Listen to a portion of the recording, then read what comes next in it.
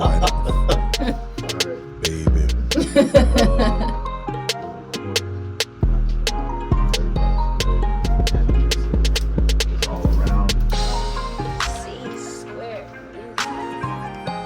Y'all's mic sounds nice. Alright, you guys have fun. Yay. All right. You sure you don't want something else to drink? No. Thank you, man. I got one right here. Look, He gotta just in make weight. case. You gotta make weight. What's up, everyone? I'm Joe Vargas, Maggie Duarte, and we have a special guest today, Mr. Stephan Big Shot Shaw. Hey, what's going on, y'all? Man, we're so happy to have you, mijo. Happy to be here. Tell those that we have that don't. He's from St. Louis originally. Tell them a little bit about you, man. My name is Stephan Big Shot Shaw. I'm from St. Louis, Missouri. You know, born and raised, man. 4-time national champion as an amateur boxer. I grew up on the north side of St. Louis, Missouri, and then my family we moved a little bit on the outskirts, a little bit to Spanish Lake. You know, it's an area that pretty much kind of came down. You know, it's almost the hood too now.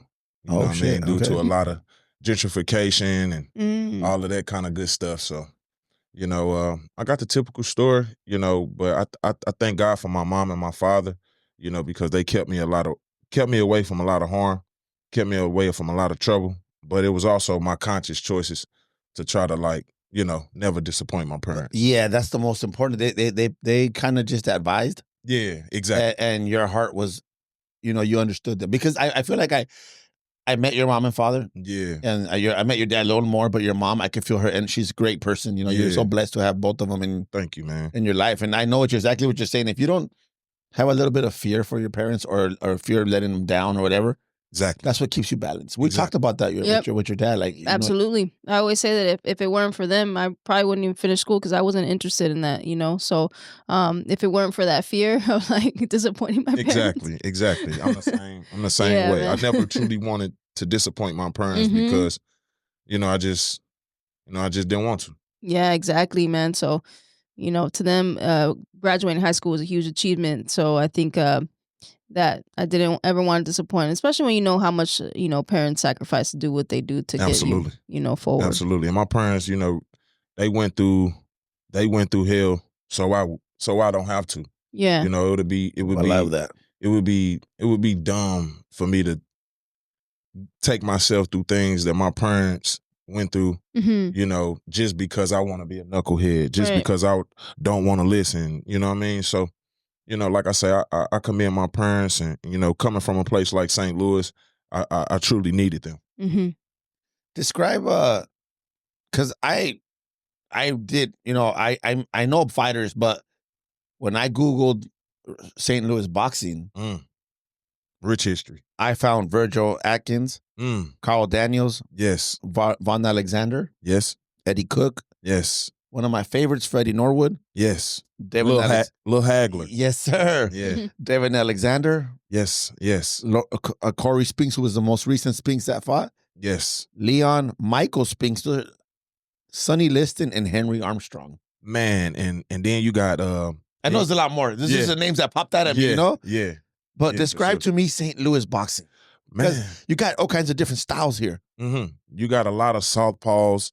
You got a lot of you got some orthodox fighters on there. Yeah. But man, St. Louis, all those guys are true legends in the city of St. Louis, Missouri. You know, the Spinks family. I don't think it's a more successful family in boxing besides the Spinks. They truly need a movie about them. I kind of talked to their grandson about that, and you know, I don't know if it fell on deaf ears or not, but that's something I put in his ear because I feel like no family has a history of two brothers winning the Olympics, both becoming world champion and both becoming heavyweight world champion, and the offspring, the son of the only guy to beat Ali in the ring and take his title was Leon Spinks. And Larry Holmes, the first guy to beat Larry Holmes was Michael Spinks. Yeah, it's all there. And Leon's son was born 5 days after he beat Muhammad Ali, and that's Corey. Corey was born 5 days after his Most dad. boxer right there. Like, that's crazy to me. 5 days after you beat Ali, your son, who will become undisputed welterweight champion, like, man, that's great. That's greatness. Yeah, is that like Yeah. something? And see, I don't know. Maybe the grandstand that you approach don't. What the fuck? You fucked up. No, I didn't, but I wanted to make sure, and I waited until there was like a nice little interrupt. But now you can continue because he just finished, and so now you can continue. That's Adam. He probably edited that out, but that's Adam. I'm not gonna edit it out, but they're not gonna see me. I just wanted to make sure.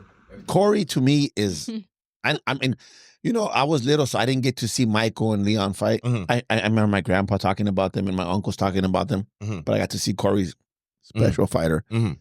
One of the kids that I trained, Brian Alexander, he named his son Alexander because he loved Devin Alexander. Oh, wow. Yeah. Wow, that's crazy. Yeah. So, Henry Armstrong. Henry Hank, one of the greatest fighters. My father always taught me. My father told me a story about the time he met Mike Tyson. He met Mike Tyson at the Ohio State Fair in like 1982, if I'm correct. And Tyson, he asked him, where y'all from? And they was like, we from St. Louis. And he started talking about the rich history of fighters from St. Louis. He like, Cuss used to always show me Henry Hank Armstrong fights. I love Henry Hank Armstrong. So St. Louis fighters, we influence a lot of guys around the world. And St. Louis is one of the most, rugged places in America. Yeah. And it's always been like that. And I feel like the fighters that come from St. Louis, they represent that struggle. And, I feel like, right now, it's no doubt that I'm leading the way and that I'm the next world champion about Yeah, St. you Louis. will That's right. be. You will be. Yeah, That's right. yeah. How do you think growing up in St. Louis, you talk about the ruggedness, how do you think that helps you in boxing? Because I have a huge curiosity about adversity and the role that adversity plays in a fighter, not just an athlete, because being a fighter is completely different from being an athlete like in basketball or in baseball. How do you think, or do you think that growing up in St. Louis kind of brings a certain type of grit to you that helps you in the ring? Absolutely. I feel like St. Louis represents, what boxing is, and that's grit, grind, struggle. Mm-hmm. In boxing, it's nothing handed, it's Right. nothing given. You Right. gotta go take it. Right. And in St. Louis, nothing's given, Mm-hmm. nothing's handed, and every opportunity that you want, you gotta go take it. Right. So I feel like us St. Louis fighters, we're a reflection of that. You know what I mean? Not so much in the past decade, because it's not been that many world champions that was produced in the past decade. But I feel like that's due to the support of boxers. Right. I agree with that. Because in St. Louis, it's really no gyms that's oriented around that's catered to the pros. Mm-hmm. It's no pro gyms. Everything is just amateur boxing gyms, rec centers. Mm-hmm. It's really tough. It's really tough. And with the emergence of MMA, it's a lot of guys that I went to school with that, that's doing MMA, and that's UFC fighters, Mm-hmm. that's successful UFC fighters. Right. So St. Louis is a fighting town, and it's a great sports town. If we have a world champion, if St. Louis have anybody representing, St. Louis on a world scale, we try to get behind They them. come out. Yeah, Jason Tatum, we get behind those guys, you know what I mean? And boxing, same way. When Corey Spinks fought Zab Judah, world champion, Beautiful fight. world championship in 2005, it was the largest indoor boxing arena event at the time. That's awesome. And you want to see a technical boxers? That fight is two beautiful technical fighters going at it. And then, but it's like, man, it's really rough, man. It's a lot going on in St. Louis. It's a lot of crime. It's a lot of, impoverished. It's a lot of impoverished neighborhoods. Right. So it's easy to kind of fall into a bad path. Yeah. I can say it's a lot of guys. I feel like out of all the guys that started with, like, I'm truly like the last guy standing. Mm-hmm. You know, I started my journey in like 2000, 2001, and I feel like I'm the only guy around that was boxing around that time that's really doing something. It's still doing it. Yeah, absolutely. Absolutely. My question that I was going to ask you now that you're touching on that, I was going to ask you, if your grandfather never boxed, do you think you would have boxed? That's tough. That's the question that I want to ask you. That's a great question, because he's the head. You know, my grandfather, Yes, you know, sir. Winston Buddy Shaw, you know, my grandfather, he's the patriarch in the family for his boxing. You know, he passed it down to my father. You know, I feel like that passion carries on, right? Absolutely. It goes from your father to you, and it's, you know? Yeah. I see your son training with you. Yes. My oldest son, he wants to box again. You know, he's up and down with it sometimes, you know, but I let him, because this is nothing I truly want to force upon him. Of course not, yeah. You know, this is a sport you can't really force upon your children. And my dad said that his dad kind of forced him to box. You know what I'm saying? But my dad fell in love with boxing. You know, I think he always loved boxing, especially Muhammad Ali. That's my dad's GOAT. That's his go-to guy. Right behind you, dog. Yes, sir. Yes, sir. Yes, sir.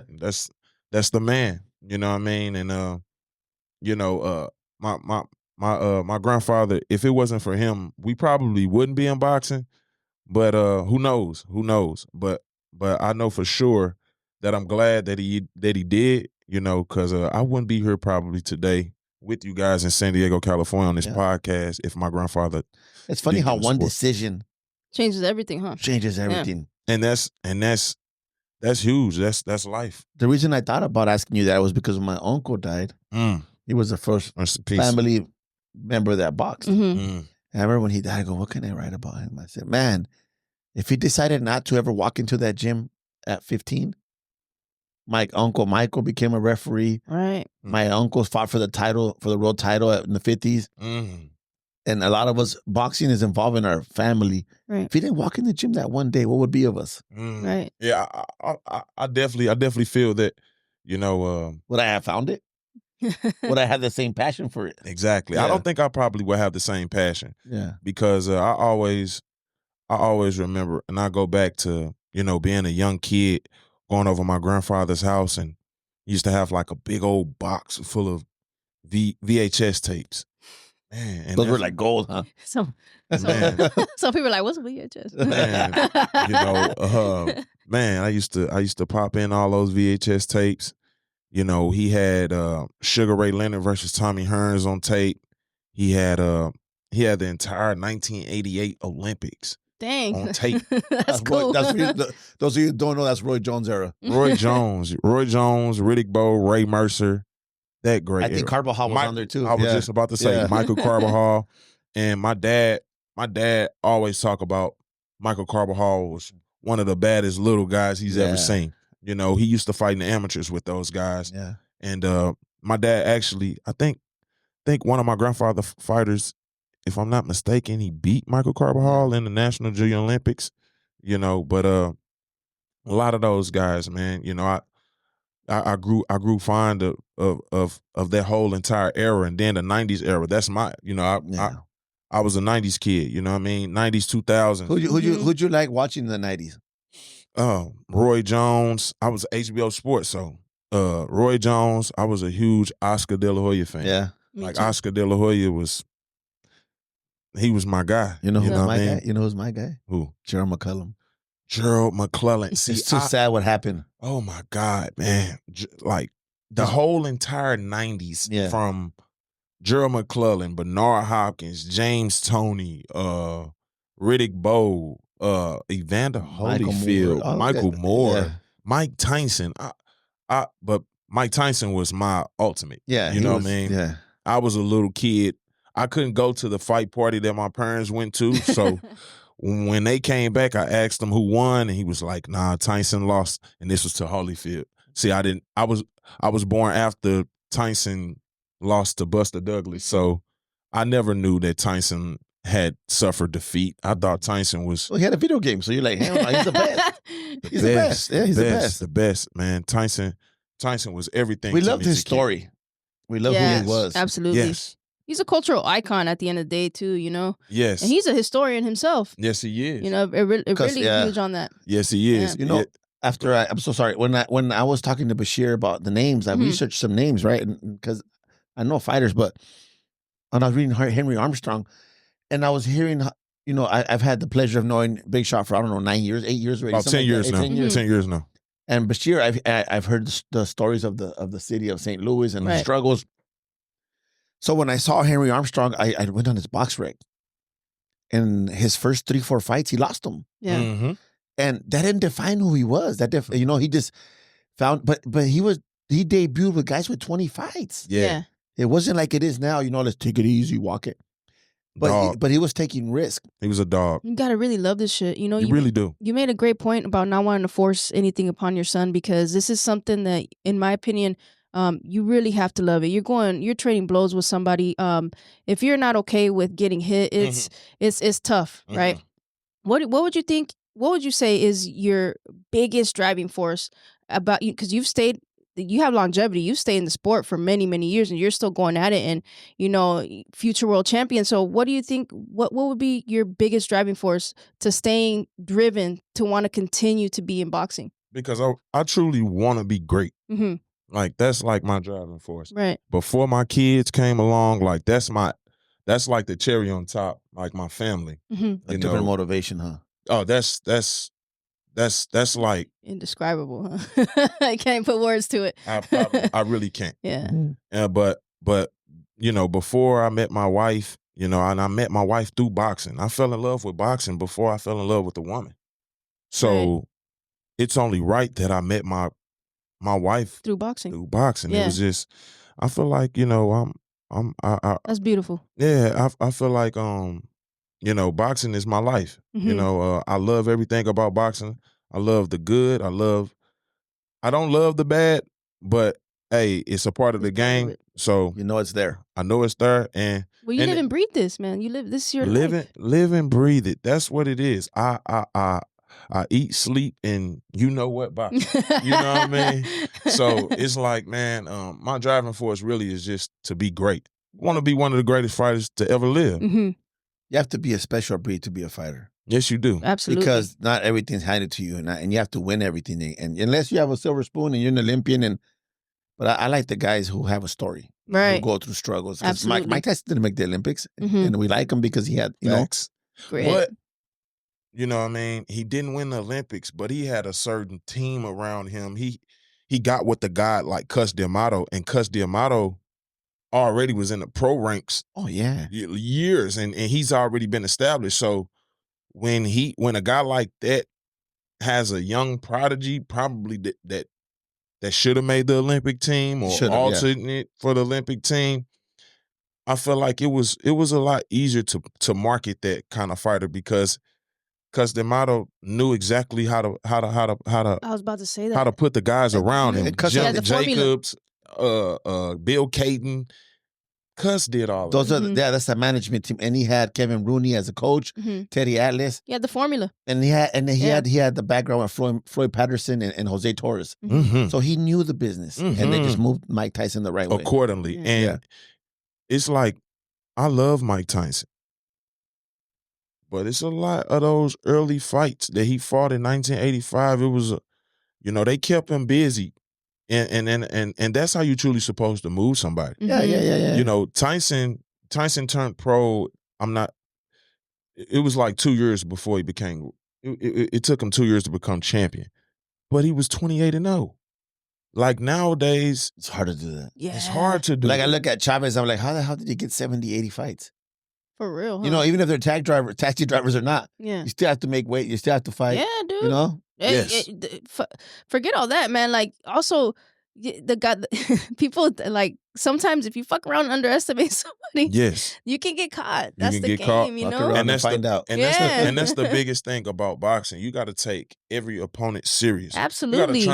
You got to train like you're getting ready for a world championship every time you fight. You know, the greatest fighters, they've suffered from that. You know, overlooking this guy, or not too much worried about this guy, and that might be the guy that can give you a loss. Absolutely. I definitely went through that. Mm-hmm. You know what I mean?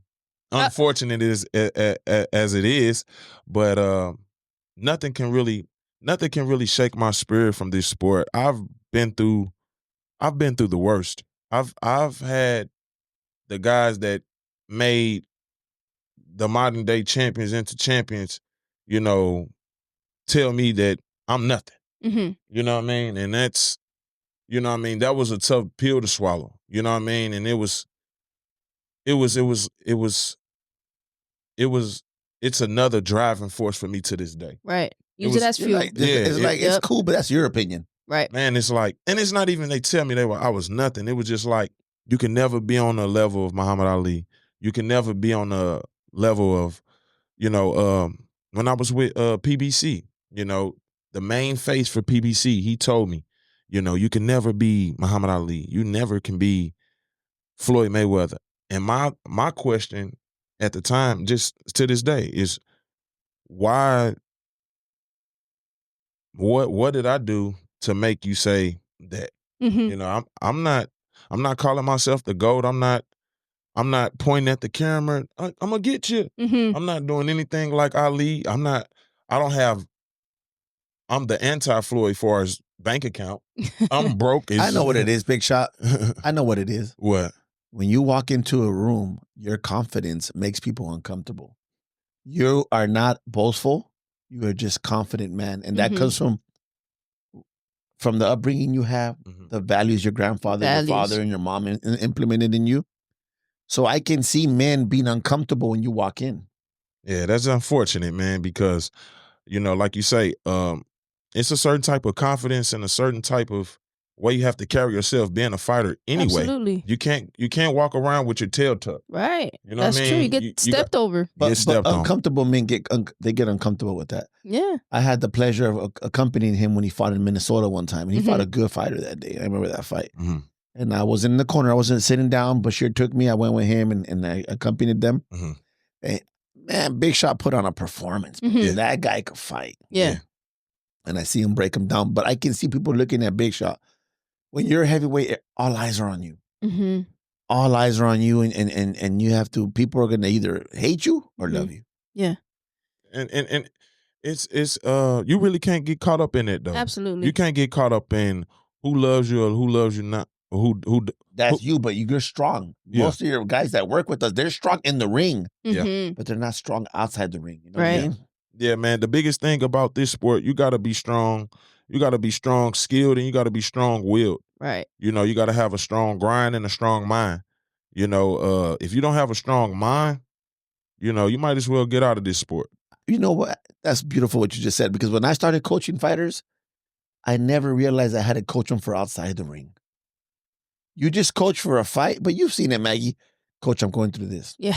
Coach, I'm going through this. Yeah. Coach, I'm going through that. And that's the stuff that they bring up.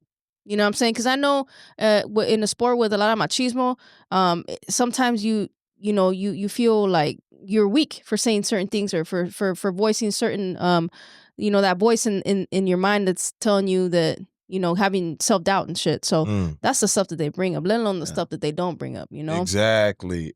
So it's something that fighters, we always deal with. We deal with the emotional side of life, and then the emotional side and the distress of being a fighter. Right. Staying disciplined, getting away from the crowd, getting away from, all of the partying. You know what I'm saying? You gotta really stay disciplined. It's only been a few that can probably, be undisciplined and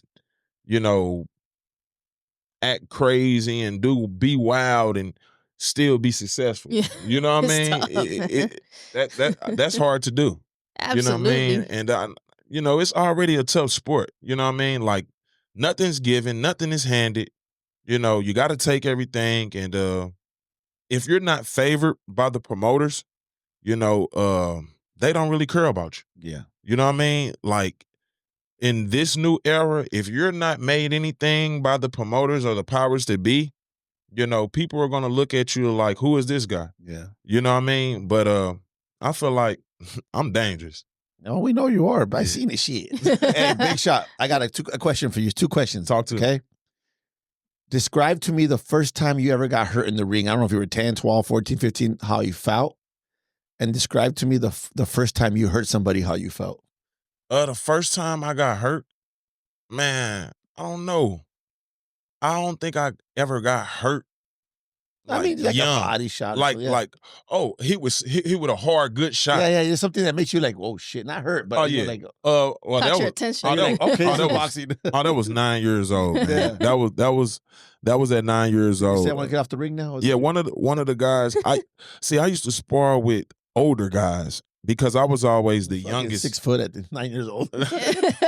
For real. His son's bigger than me. My son at 12 years old, he's 5'10" right now. About $158 right now. A couple weeks from 6 foot. Yeah, seriously. I remember Big Shot bringing him, and I'm like, "Hey, what's up, little man?" He came like a year later. Hey, what's up? Yeah. But yeah, man, and it's like, at like 9 years old, man, I used to spar this guy. His name was Hakeem Jackson. Mm-hmm. He was fast. He was strong. He was about 2 or 3 years older than me, and I was 9. He was like 11 or 12, and he bust my nose. Like, I think I was running through everybody before that. And Hakeem Jackson, he was like the first person like to really like give me a good shot. punch. Yeah. Give me a good punch. But it didn't stop my motivation. If you look on I have my first bout that I ever had. It's on YouTube. Mm-hmm. Stephan's first bout. You can Google that. I'll put it on YouTube. Yeah, it's on YouTube. Stephan's first bout. It's a light complexion kid, like red, brown, sandy hair. His name was Hakeem Jackson, and he was dangerous, man. He could have went places, but the streets of St. Louis, it gets a lot of those guys, man. It's rough, man. For every champion, there's like 100 that didn't do nothing because they didn't want, because the street swallowed them up. Right. Oh man, it's so many guys that I know that's in jail right now. They look at my fights, and I got uncles that's in prison that's been incarcerated for almost 20 years. And they tell me, that man, such and such back here, man, he say, do your thing, man. Mm-hmm. Those are nice calls, huh? Oh, yeah, man. I still get calls from prison. Yeah. We got a similar upbringing. Yeah. My family, I'm not fighting, but they're like, hey, we're proud of what you're doing. We're proud of this and we're proud of that. Yeah. We've seen you on TV. They're in the know. They're in the know, huh? Yeah. It's like, it's funny because they know it's before a the trip, people huh? that are out. Yeah. I swear to God, they be like, man, that's my boy up there. That's my nephew right there. That's what's up. You know what I'm saying? So that's love. My cousin just got out. And he used to write me all the time. He's not trying to become a rapper. He is a rapper, and he's doing his thing. Shout out to BMF Kill, man. Yeah, you know what I'm saying? My little cousin, man. That's you know right. what I'm saying? And he used, man, do your thing, cuz. Do your thing. That we got that little southern drop. Do your thing, cuz. My son calls him Finna. Finna. My son Cisco calls him Finna. Yeah, because he used to come over to the house and play video games with my son. Yeah. He used to come to camp over here, he'd be by himself. So be like, hey, come to the house, dog. Yep. Come on, hang out with us. Yeah, I remember that, man. We was playing what was that? PlayStation 5? Yeah. Good times, man. Yeah. Mijo, so describe to me when you first hurt somebody. Ooh. The first time they let you know, because I'm sure you heard a lot of people before. Oh man, in the boxing gym, I ain't gonna lie, man. I used to drop kids. Yeah. I used to put kids it's a sexy down. feeling, huh? Oh man, I can't describe that feeling, bro. It's but like, that's the like. It's an eye, huh? Mike Tyson, yeah, it He's is. like, yeah. It is. Mike Tyson was my guy, so I used to drop kids and I used to just walk off like Tyson. Like that was my thing. Like, and my very first fight, I fought a kid named Anthony Munoz. He's from a boxing gym called Cherokee. He was he was like 12 years old and I was 9. And Cherokee's the neighborhood we were talking about earlier, huh? Yeah. It's a lot of Hispanics out there. Oh man, and then it's a lot of it's like a mix. It's definitely predominantly black, but then it's a small, strong Latino Hispanic community over there, and that's where they fought. Like I got a boy named Kent Cruz. He's fighting on Pro Box this Saturday, And he's from that area. Oh, cool. Yeah. That's my guy. You Best know of luck to shout my out, boy, shout out to my boy Kent. Yeah. Do your thing, baby. That's right. Yeah. And, I'm gonna be watching him now. For sure. Oh, for sure. So what happened with that young man? Oh man, we fought and I dropped him. I dropped him in the second round, and it was older guys that's been seeing me in the gym since I was a little boy. They were like 18 and I was 9, and they was like 18, 17, and they were fighting. And man, I remember I dropped them. Everybody was going crazy. They was telling me to jump on them, and you know what I mean. And I eventually got the stoppage. I got to stop my first fight. I dropped them, and I dropped them in the second round. First round we banged. Second round, dropped them. Then the third round I dropped them. And this was a time where Felix Trinidad was the man. So I love Felix Trinidad, and I really became a Trinidad fan after he beat Fernando Vargas, because I was a big fan of Oscar De La Hoya, Fernando Vargas. Boom. I seen the way Trinidad used to run to guys and like jump on them immediately. Like right after they get knocked down, Trinidad used to run over there and hop on them. And in the last round, that's what I did, and I forced the stoppage. Hell yeah. That's right. Yep. What's the most exhilarating part of fighting for you? Like what is it that, man? Because I know you have the weight cut, and okay, after the weight cut, you made weight. Well, heavyweights, we don't have to make. Oh, weight. that's right. That's right. But no, you don't. But people have a misconception. If you eat like shit, yeah, you look you like fuck shit. around, huh? Yeah. But man, I don't know, man, because nowadays these guys are just being overweight, using that oversized to let them absorb punches. Yeah. You know, it's a lot of guys that's fighting now. They be 290. Weight bullying. Man, Martin Bacot just weighed like 300 some pounds. Like when he fought Joshua Parker, that was crazy. Man. He still got knocked out. Then, you know what I'm saying? Like that's what I'm saying. But I'm just saying it's like Tyson Fury. Tyson Fury, you know what I'm saying? Sometimes he look like 270. Did he train? Yeah. You know what I'm saying? So it's like, you know, but absolutely, man. It's like I'm a heavyweight that tries to make a benchmark for myself a certain way. I like to be anywhere from 235 to 240. And I feel like that's your comfortable weight right there? Yeah. I feel real dangerous around that weight. Hey, Big Shot, like you've been in the ring with some elite fighters sparring. Yeah. When you were sparring, you sparred people like Deonte Wilder. Did I say it right? Deonte Wilder. Yeah. Again, fucking that's what everybody say. Deonte Wilder. Deonte, you've been in there with I think also the Mexican kid that beat Joshua. Yes, Andy Ruiz. You've been there with a lot of people. Mm-hmm. What's it like for you the first time you got a call and you went in there with somebody? My first, Andy Ruiz was the first professional fighter that I've ever been in the ring with.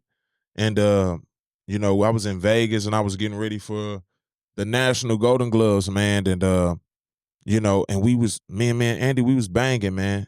But I felt like I did real good, you know what I mean? It gives you like inspiration, how like, hey, man, it's not that hard. You know, it's good, but it's not out of your grasp. No, it's not out of my grasp, man. And it's like you can contend with these guys, you know what I mean? I remember we first sparred, and I think I cut him, and they had to stop the sparring session because he had a fight within the next week. Oh, shit. You know what I'm saying? So, you know, and then I remember getting that call when I was with PBC.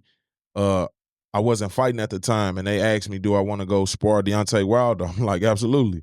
And you've been in a lot of his camps, huh? Yeah, I've been at every Deonte Wilder camp that he's had since 2017. That's awesome. Yeah, ever since he fought Gerald Washington and up until his last fight. Oh, that's what's up. Yeah.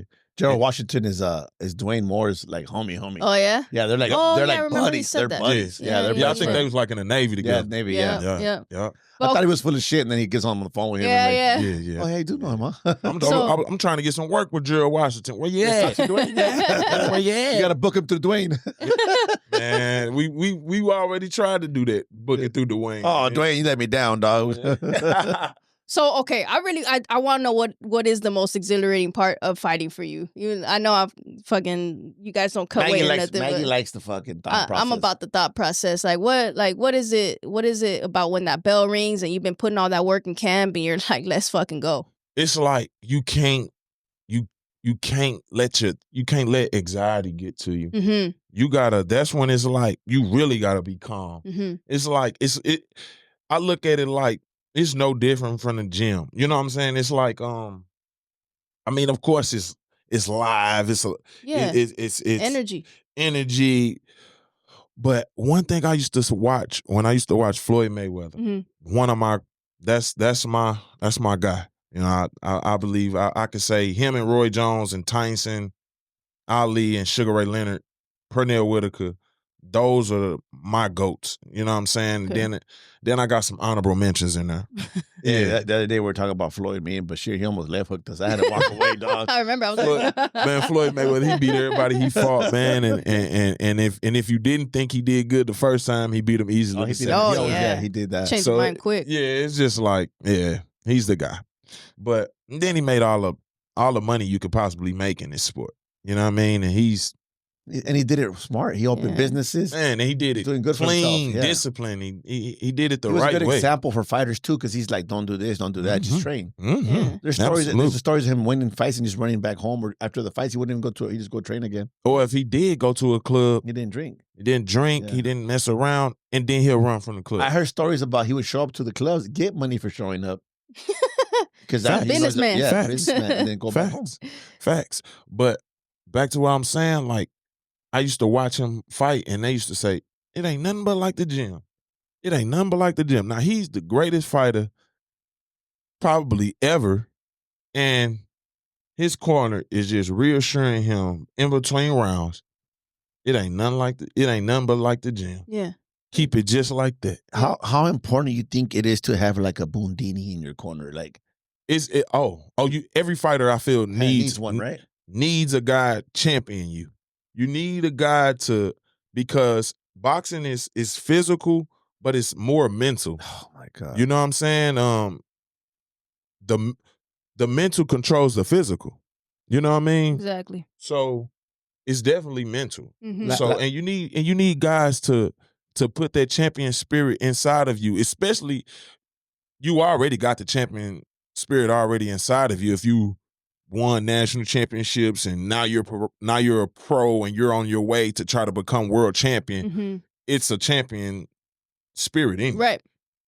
It's about having the right team and the right guys around you to cultivate that extra push. Mm-hmm. You know what I mean? Because every day is not going to be the best day for you. Yep. You're going to have days where you don't feel like doing shit. It's going to have days where you don't feel like, doing nothing. But if you got like a Bundini or a great coach or a great just team or a great friend, that's motivating you and pushing you to that extra level, you know what I mean? How can you not be successful? Right. You know what I mean? Absolutely. And then nowadays, that's why I commend, Floyd Mayweather because, and like a guy like Gervonta, I feel like anybody in that position that had Floyd Mayweather promoting them, the greatest fighter of this past era, maybe ever, helping you cultivate your career, getting behind you, that's huge. Telling you can do this, in the gym with you,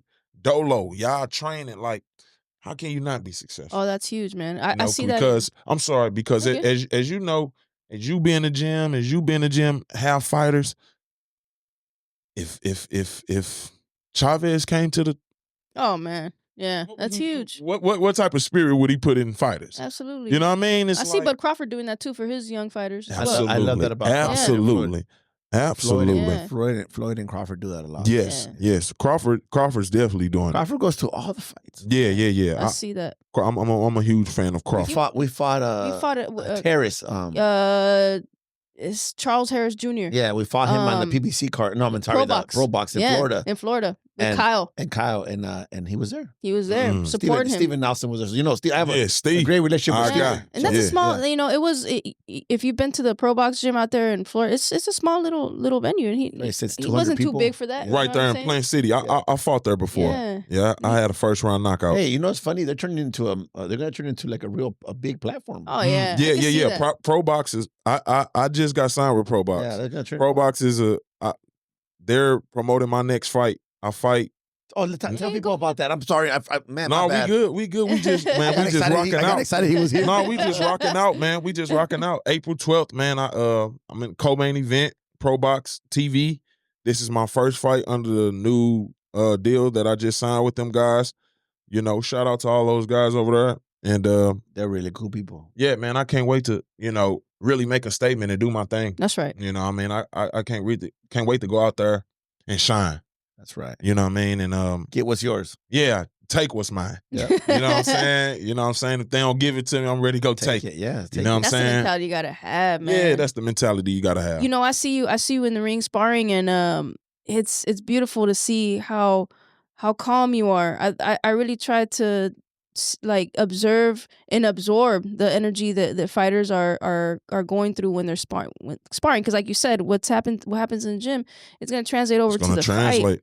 It's gonna translate. So I see that, and that's very commendable. I think for a lot of fighters, that's the goal, is to have that calmness. But when you know what you want, you're looking for what you want, and once you get it, you're like, all right, it's momentum. You build that momentum. Yes, and then it's like it's like building a house. You start from the foundation, you know what I mean, and then you just start adding more to it. Right. You know what I mean. You start adding more layers.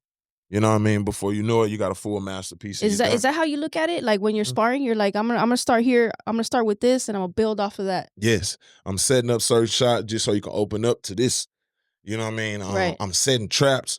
I like to set a lot of traps. You're working with a purpose. Yes. And how important do you think that is? I feel like that's the only way you should work. Mm. Because right there, that's called boxing. You're not fighting. Yeah. I mean, because you're gonna have certain guys that are gonna just make you fight. Right. But it's also it's truly about making a guy adapt to your style. Mm-hmm. You know what I mean? Perfect example: Roberto Duran and Sugar Ray Leonard. The first fight. Both fights. The first fight, Duran got in Sugar Ray Leonard's head so much that he made him fight Duran's fight. Second fight, Sugar fought his fight. And that's what it's about. Whoever can get the guy to adapt, whoever takes control in that ring, is 9 times out of 10 is going to be the victor. It's a mind game. It's a mind game. Absolutely. But you gotta put the physical together to control your opponent's mind. You know what I mean? You might hit him with something hard, or you might put a certain combination together. Now you hurt him, and now you knock him down, and now it's like basketball. The momentum and the possession is in your hands now. Right. You know what I mean? And then it's like, or also you can use superb defense, and that can discourage you. That's the worst. That's discouraging. That's discouraging. That can discourage guys. I remember throwing it so fucking hard and it just. Yes. And I like, and as a heavyweight, I like to see, since it's been like a Deonte Wilder era for as American heavyweights, I don't want to get everybody caught up on just wailing on guys and just throwing haymakers. Boxing is a sweet science. There's more to it. It's way more to boxing than just going out there and landing just a big punch. Landing a big shot. You know what I mean? Big shot. Big shot. Because what happens when you do land a big shot, but they're still there? Exactly. Exactly. So even that also is discouraging for a lot of guys who are used to putting people down like no problem. What if this guy, he's got a superb chin and conditioning? Then now it's a mind game. Now exactly. Now you got to play high level combat chess. You said something right now that when you start breaking somebody down, most people will never understand what that feels like. It's like sometimes there's not even a sign of like when you hit them, their feet twitch or their hands. You just see that when you're in there with them face to face, a foot or two away from them, you see that face make a little certain move, like. And then the body, and I'm sorry, go ahead. No, I always tell my kids, I call my kids our fighters. Yes, sir. I understand. always tell them, learn how to read the book. Sometimes Maggie always hears me say that. I remember the first time she heard me say that. Learn how to read the book. If he's hurt, know when to close the page. Know when to do it. Yes, because a lot of guys don't understand that. Yep. Yes. And then you can see in their eyes, or like you say, the feet, the feet, the legs. You know what I mean? The feet and the legs, they really determine a lot. You know what I mean? And excuse me. And the eyes, the eyes don't lie. The eyes never lie. You know what I mean? So it's like knowing how to read that body language. Yeah, man. body language. You just gotta. It's a lot of mental aspects into fighting that people, the casual boxing fans, don't really understand. They can't grasp that. They can't grasp it. They can't grasp it. You know, boxing is a very delicate sport. Yeah. And you have to be a true purist, and you gotta truly know what you're watching to love or appreciate it. Appreciate it. That's true. You know what I mean? And I feel like in this new era, God, the powers that be, and the boxing fans, the public, and the way they score fights now, Muhammad Ali would not be appreciated in this era. No. Floyd Mayweather would not be appreciated in this era. Pernell Whitaker would not be appreciated in this era. Because in this era, with the emergence of MMA, I don't know, it's people would rather see rock'em sock'em robots than, you know, a high level chess match. You know what I mean? That's why Loma don't sell tickets. Yeah, that's why. And then that's why. And then that's sad. Like, you know, for a while, Floyd Mayweather fighting the way he fought didn't sell tickets. I always say Shakur to me I would love him as a fighter. That's what I want to teach. But as a fan, a lot of people don't want to see that. It's a little different with him. Different. Because he's shown at times, you know, and I like Shakur to a certain, you know, I like, but he's definitely shown at times, like, okay, you know what I mean. And then when they making you out to be, when you're a champion, it's like, man, you know what I mean. I feel like I'm a balance, man. Like, I can outbox you and I can knock you out. Like, but every fight might not be a knockout. You know what I'm saying? It's like, you gotta know who. It's like you gotta know, like, it's really strange and it's really hard to describe.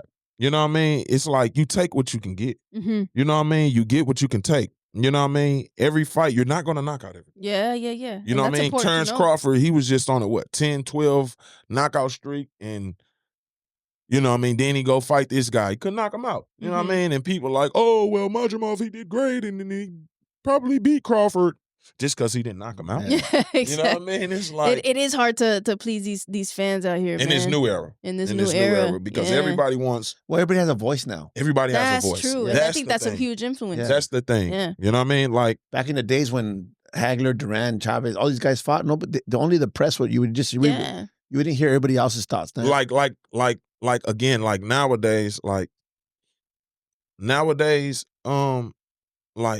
you couldn't, like I remember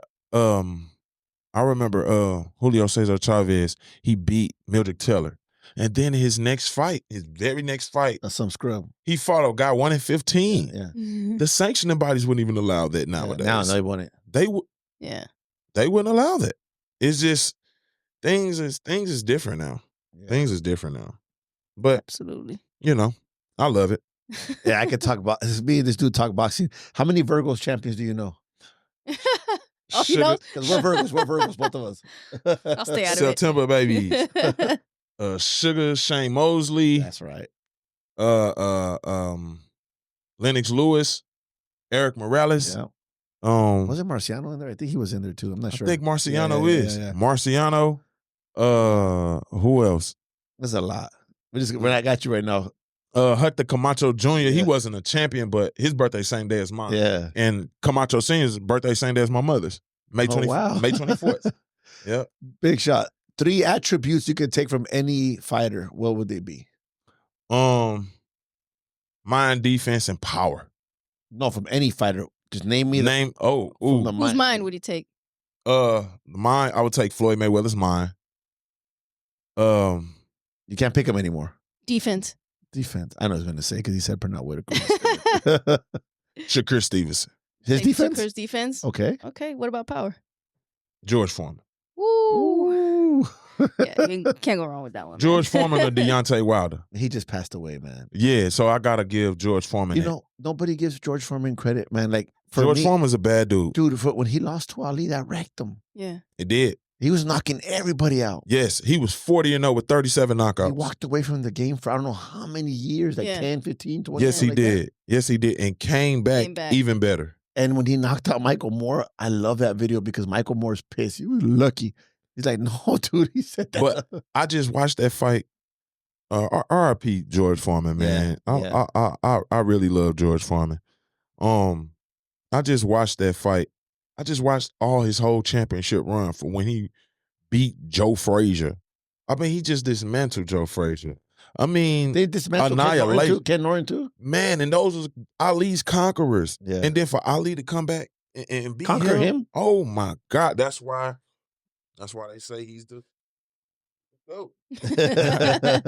But you know what, Ali though, man. Now that I'm older, and I hear him speak about things, he was getting an interview, but people that didn't like him. Yes. And he was so smart at responding. Yes. Kept his composure. But he also told it like it was, no matter what. No, he never bowed down to no one. No. And he fought in an era where he was hated. It was different. Yeah, he fought in that era. Ali fought in that era where, you know, the mob and stuff was still kind of controlling things. You know what I mean? Mm-hmm. I remember, you know, they said that Sonny Liston was controlled by the mob, and he took the title from the guy that was. St. Louis is so involved in the heavyweight story. Oh man, he beat Sonny Liston. The Spinks beat him. Yes, St. Louis. Yeah. It's like a St. Louis fighter stopped, like Floyd Patterson. A St. Louis fighter stopped his reign, and that was Sonny Liston. But he also started the greatness of Muhammad Ali. Leon Spinks stopped Muhammad Ali's reign, but it all comes back to St. Louis, dog. But I'm sorry, Leon. But then Leon ended up losing the title again to Ali, and then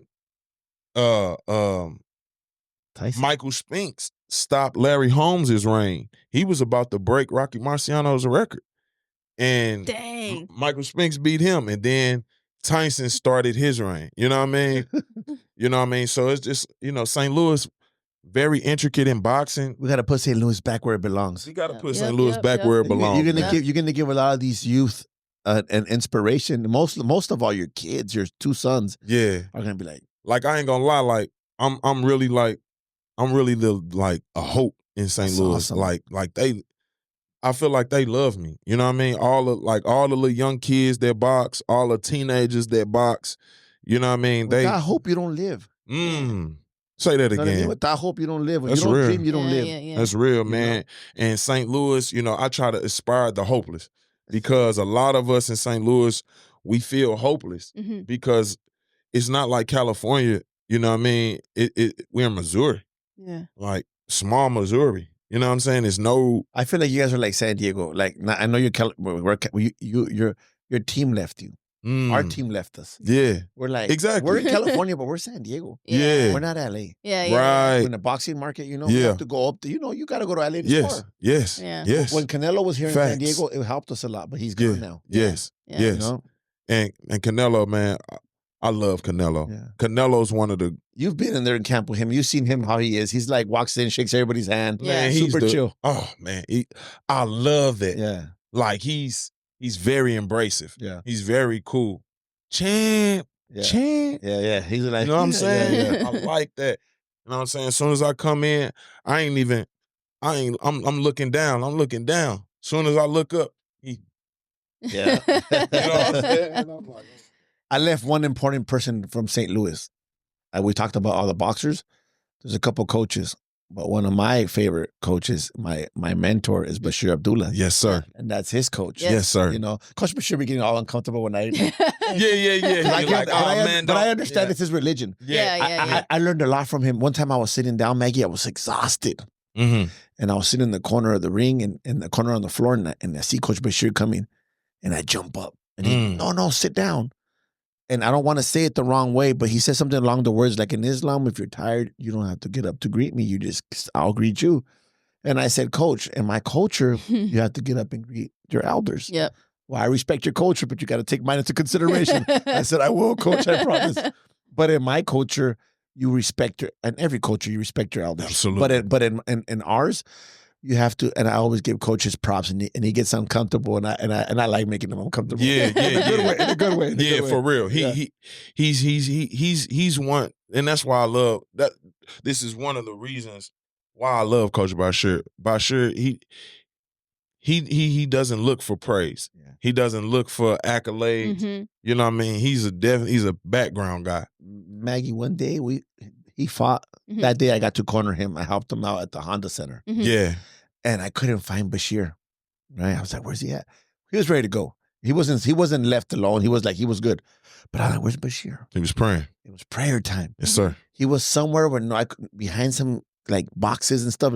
He laid down, and I've been with him before, so I already knew now that he prays. Yeah. Mm-hmm. And he puts his phone to find Mecca, and he lays down and does his prayer. Yeah. And I was like, wow, Coach has taught me so much, man. Pray to the east. Yep. Yes, sir. And I just and then my boy does the same thing, and I was just like, wow. And it's just and my father, he raised me on those same Islamic principles. Yeah. And that's another testament to my discipline and to why I didn't want to be a disappointment to my parents in St. Louis, coming from St. Louis, because it's easy to fall into the traps of selling drugs, using drugs, killing people, robbing people. You know what I mean? That's the going thing. That's the cool thing to do. Mm-hmm. You know what I mean? And I kind of wanted to be opposite. You know what I mean? And I feel like, again, my father, raised me on those same principles, really helped me out a lot. Mm-hmm. And it instills like a certain discipline and structure in your life. You know what I mean? Mm-hmm. I've observed there's a lot of fighters in MMA who are of the Muslim religion, and they're like the Dagestanis, right? Seems like you kind of know MMA a little bit, and it's like, going against those guys, it's like it's tough. It's tough because their life they lead a different life. They don't, the partying, the alcohol, all that. It's out the window. It's out the window. They don't even got to worry about. You ain't got to worry about. You know what I mean? Absolutely. And I love my father. Me and my father, we've had, since I've been a grown man, we've had like a rocky relationship. And it's just due to me just being my own man, and it's probably a lot also due to my dad having to face the realities of that. You know what I mean? And but when I say I love my father, oh, no doubt, like that's my guy. You know what I mean? My second loss that I took, because I took my first loss to Effie Jagba. I really felt like I won the first 6 rounds easily. Mm-hmm. You know what I mean? And but the scorecards had it that he won 6 rounds to 4. So I kind of felt I was kind of down about that, and it kind of carried into my next fight. Mm-hmm. You know what I mean? And then me and my father, literally a week before my fight, you know what I mean, we got into it, mm-hmm. and it was just bad. You know what I mean? It was just bad because, I feel like my father, us being as close as we are, truly having a father-son relationship, outside of boxing and in boxing, like my dad is the one that put the gloves on me. Mm-hmm. You know what I mean? So that's all I know. Right. It's synonymous. Yeah. So it was like, for him not to be in my corner and not have that support, or just even coming and supporting me, mm-hmm. All because of just some BS.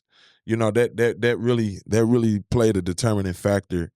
It was just a very dark time in my life at that time. And thank you for sharing that with us, because people don't understand that, man. Like how much that takes a toll. And then it was just like, and then it was things that also happened in the past. You know what I mean?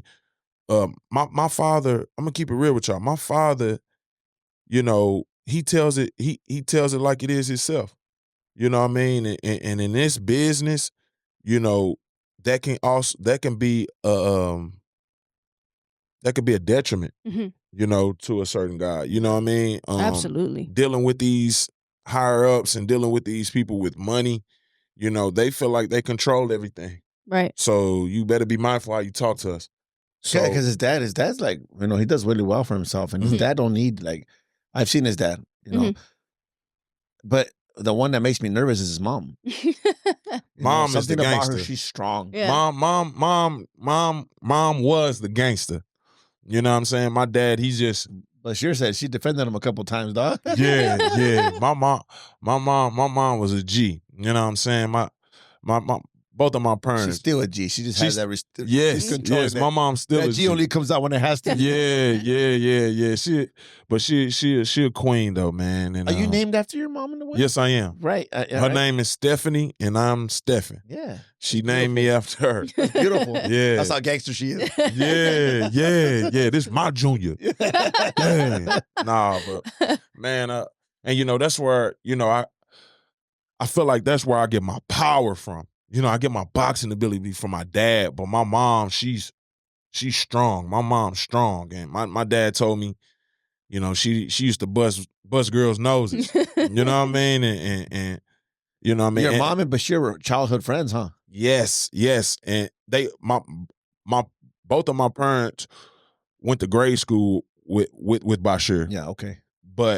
And Bashir and my dad, they used to actually have fist fights. Altercations, huh? Yeah. But your dad's like 6'something", I was bro. about to say. Like 6'2". But Bashir, that straight up OG from St. Louis, he's not backing down from no size or nothing. Hey, you know what I mean? I'm gonna tell you a story real quick. One time, Eddie Reynoso was at the gym and he had Frank, heavyweight. They were sparring at the gym and he brought two other guys.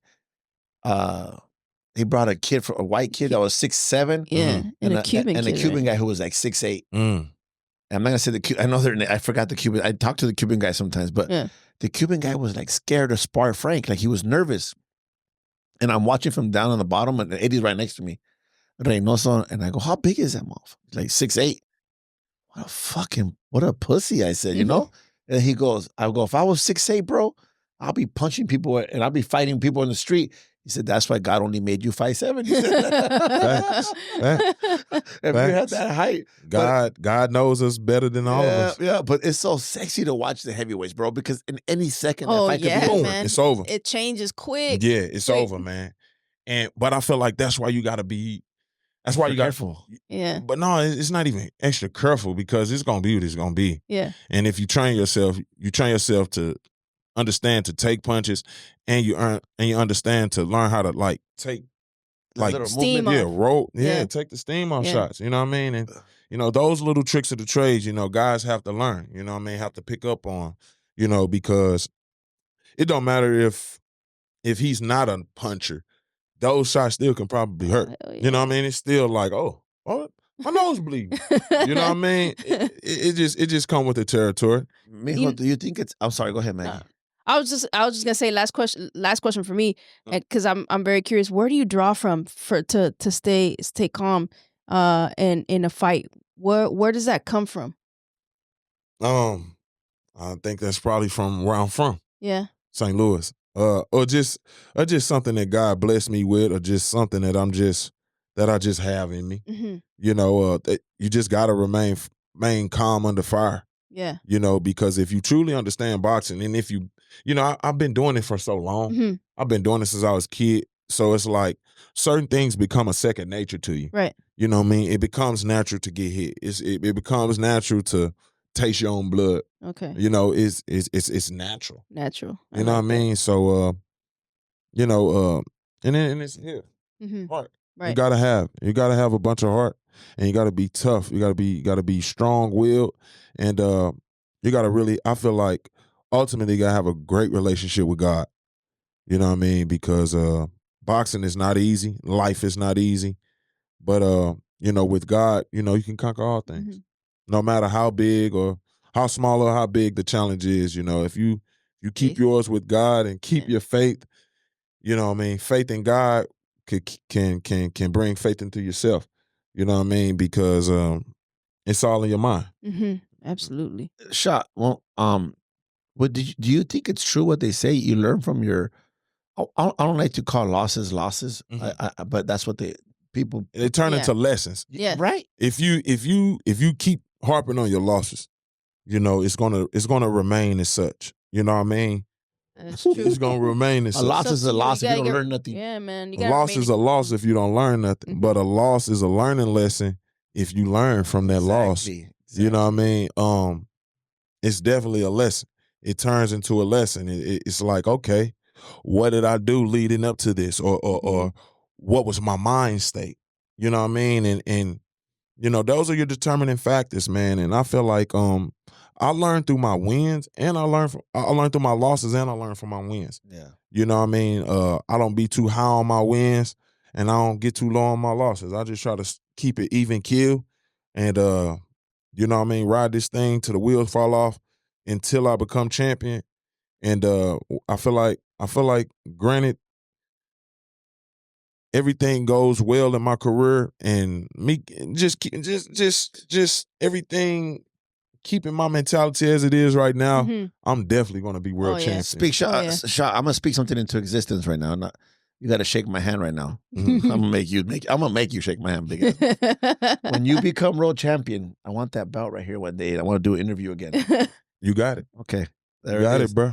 Before we're done, we have to pay our love to women's boxing. They're our only sponsors. They're our first sponsors, and we love. That's beautiful. Yeah, that's beautiful. They help us out. They're women's boxing. Right, have you seen those girls? Yes. All they do is get together, train, spar, and go out there and network for female boxing. Yes. Yeah. Shout out to all the women boxers, all the female fighters. My wife was a female fighter. You know, how important is the support? Your wife is real supportive of you. Yes, she is, man. My wife is. Shout out to you, baby. Yeah. You hear that, baby? baby. Nah, but man, it's, you know, having a great support system and a foundation is everything. You know, it's a lot of fighters that don't have that. True. You know what I mean? And I talked to her, and she's my friend. You know what I mean? We were friends before we became lovers. So it's like we talk to each other as such. That's awesome. You know what I mean? She's real. She's down to earth. And her story, my God. Like, if she could be strong through her story, my wife don't look like what she's been through. My wife has been through the ringer. You know what I mean? She came up with, you know, no parents. You know, her mother getting killed, you know, due to gang violence and, you know, all of that detriment, you know. Victim of her surroundings, huh? Victim of her surroundings. You know what I mean? She wasn't a victim, though. She wasn't a victim. Yeah. You know what I mean? And she's rose above all of that. And she has a strong conviction with God. And she's just beautiful. And I'm going to support her just as much as she support me. And, you know, yeah. And your beautiful sons. Woo! Oh, my boys, Zamir and Zaki. You know, I love them, man. You know, I was 19 years old. Everything happened so fast. Like, we got into a relationship fast, but I committed to her. Like, I turned professional fast, you know, and that was a determining factor off just having a son. But when they like, Al Heyman wants you, and they want to sign you, man, where do I sign? You know what I mean? I'm going to eventually get with them anyway. You know what I mean? Yeah. So that's how I thought. You know what I mean? I know she's a supportive wife because when I see you come up here in camp, that's hard for women. Yeah. You know what I mean? Yeah. You leave and you come over here, and I know that's difficult, and that's why I know she's supportive, you know? Yeah, absolutely, man. She and I barely got to meet her when she came last time because she came and she toured San Diego a little bit. Your mom came. Yeah. She really wasn't coming to the gym. They only came to the gym about 4 or 5 times, a handful of times. But I felt like, you know, it was just a lot. It was just a lot, you know. I felt like I feel good out here when they're not out here. Yeah. Because it's like, man preparing for war. It's a man preparing for war. Yeah. I come out here to get into that mental. Right. You know what I mean? And it's hard, you know, being dad, being husband, all around that, you know, trying to get into that killer mode. You know what I mean? And like right now, I'm in guerrilla killer mode, and I'm ready to go eat something up. You know what I mean? Before we go, I've been, you know, obviously you're going to get better. But from when I first met you to right now, I'm just like, wow. I watch you and I'm like, I see the way you set things up, and I see you did it before. Don't get me wrong. I know what you're saying. Don't get me wrong. But now it's like, oh. You know what I mean? I'm just like, oh shit. Yeah, man. Hey, I appreciate you. Hey, Joe, you know I've always liked you, Joe. Yes, sir. Nah, like I can look you in your eyes and tell you, I've always respected you. You've always been a good brother. You always been a great man. Thank you. You know what I mean? I met your sons, your little brothers. Yeah. You know what I mean? Your little bros. You know what I mean?